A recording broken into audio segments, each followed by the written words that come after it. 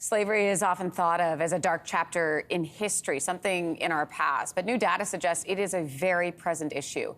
According to the International Labor Organization, listen to this, for every 1,000 people across the planet, at least 5 people are or will become victims of slavery. But what does that look like in the 21st century, you may be asking? Well, with more, we are joined by professor and director at Simon Fraser University, Genevieve LeBaron. Good morning to you. Good morning. So over the past 5 years, the number of people considered victims of modern slavery has increased by 10 million people. So somebody watching right now may be thinking, what is that? What is modern slavery? What forms does that take?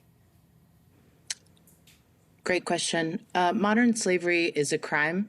It involves labor that is involuntary and enacted under the menace of penalty. So somebody needs to be in a situation that they haven't consented to, and then they need to be facing something like a passport being withheld or a restraint on their physical movement, a threat against themselves or their family, something that keeps them in that situation and prevents them from leaving. We see this across many different sectors and industries, from domestic work to agricultural work to the construction sector and many others. What distinguishes modern slavery from, let's say, poor working conditions or workplace exploitation?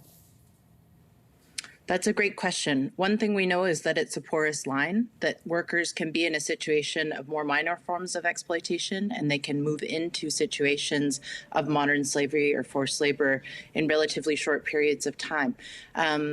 The key distinguishing factor is that the labor is involuntary, and that there's something that's preventing the worker from leaving the work site and seeking help. So again, that could be something like a passport being confiscated. One thing we see a lot here in Canada is that a worker doesn't speak the primary language of the country, and so actually can't leave the work site and seek help, or may not have money for transportation because they're being underpaid to the point that their wages are being withheld, and they can't actually physically leave the work site and seek help. So it's got to be more severe than just than more minor forms of exploitation like wage theft or underpayment. It needs to be some other form of coercion that's financial or psychological or physical coercion.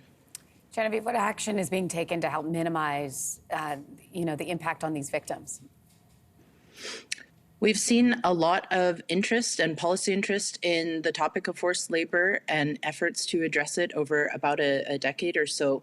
But this latest report shows that, they're not going far enough. One of the key forms of forced labor that's accelerating is forced labor in the private sector, where global supply chains, including companies based in Canada, are using forced labor as a practice in their supply chain to increase their profits. And we're seeing a lot of legislation before Parliament that seeks to place greater responsibility on firms. But to date, we haven't seen any of that go through.